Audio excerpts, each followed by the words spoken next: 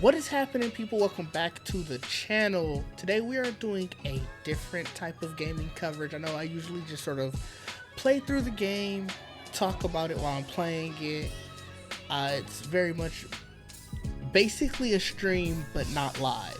So I wanted to switch it up this time, get a little bit more conversational with it. Definitely tell me what you prefer in the comments below.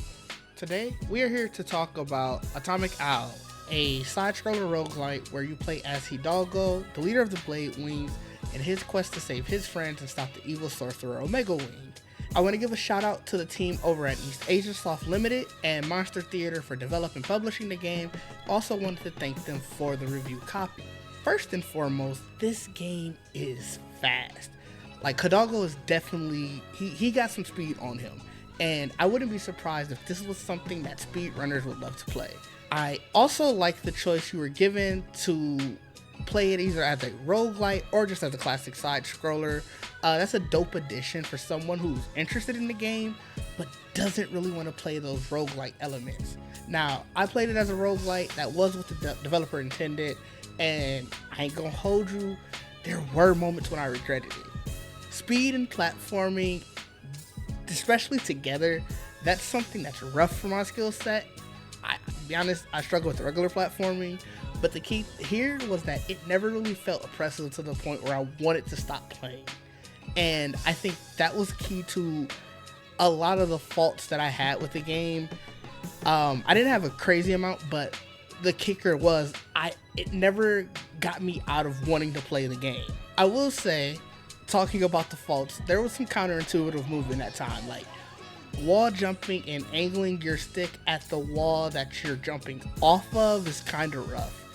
And I get where they're coming from with it, like, you know, you're pushing off of that wall, but there's no other game that really does it like that. So I would have liked to have been able to switch that mapping, just because the muscle memory has been built up for years of wall jumping in games. A few big areas where this game shined were in character design, art direction, and music. Now, visually, this world that they built is beautiful. Like, I definitely took a step back, looked at it, and was just like, this has that nostalgic retro feel, but it feels modern. And the soundtrack was the exact same way. Like, it felt retro and nostalgic. You could tell that that's the vibe that they were going for, but it was that, like, action-y bass pumping feel. It really got you super hyped while you playing it, because you like, hell yeah, let's go. And especially with the speed that Hidalgo got, like, you really feel like you moving.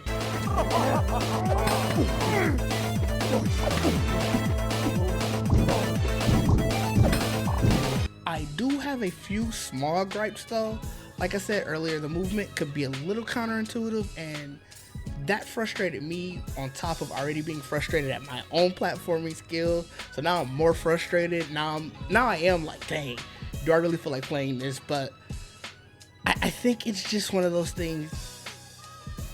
Half of that is on me, so I can't put that all on the game.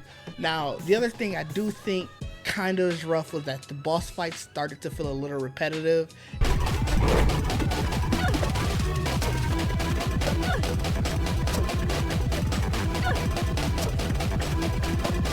It was very much learn the pattern, exploit the pattern, rinse, repeat, learn, exploit, rinse, repeat.